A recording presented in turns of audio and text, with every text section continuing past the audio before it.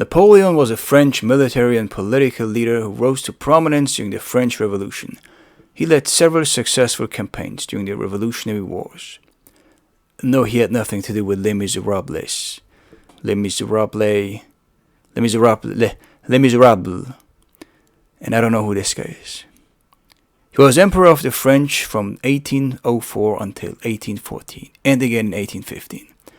Napoleon's political and cultural legacy has endured, and he has been one of the most celebrated and controversial leaders in world history. He was born on the island of Corsica and supported the French Revolution in 1789 while serving in the French army. He rose rapidly in the army, like Tony Montana in the Miami underworld of the 80s. And in 1796, he began a military campaign against the Austrians and the Italians, which made him a national hero. The differences they had with the British led to the War of the Third Coalition by 1805.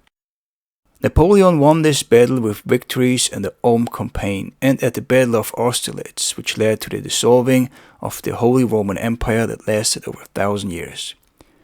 In 1806, the Fourth Coalition took up arms against him because Prussia became worried about the growing French influence on the continent. Napoleon defeated Prussia at the battles of Jena and Austerlitz, marched the Grand Army into Eastern Europe, annihilating the Russians in June 1807 at Friedland, and forcing the defeated nations of the Fourth Coalition to accept the treaties of Tilsit. 2 years later, the Austrians challenged the French again during the War of the Fifth Coalition, but Napoleon solidified his grip over Europe after triumphing at the Battle of Wagram. Napoleon launched an invasion of Russia in the summer of 1812. The Russian summer is still cold. The resulting campaign led to the catastrophic retreat of Napoleon's Grand Army, and in 1813, Prussia and Austria joined the Russian forces. And we just assumed they had many drinks together, became best friends, married their sisters, and gave each other green cards.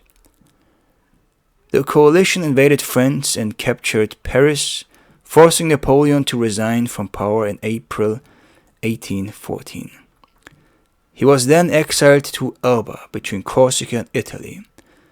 However, he managed to escape Elba's clutches in 1815 and took control of France. Elba is an island. It's an island. The Allies responded by forming a Seventh Coalition, which defeated Napoleon at the Battle of Waterloo in 1815. The British exiled him to the remote island of St. Helena in the Atlantic, where he died in 1821 at the age of 51. Now about his personality. Napoleon was an inspiration for his men. The Duke of Wellington said his presence on the battlefield was worth 40,000 soldiers because of the confidence he inspired in them. At the Battle of Auerstedt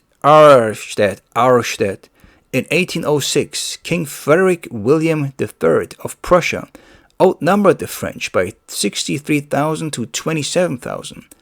However, when he mistakenly was told that Napoleon was in command, he ordered a retreat that turned into a rout. The force of his personality neutralized material difficulties as his soldiers fought with the confidence that with Napoleon in charge they could surely win. And he may have looked like Marlon Brando. Who else looks like Marlon Brando? Do you look like Marlon Brando? Let us know in the comment section, and if there's anyone else you want us to cover. Click the subscribe button.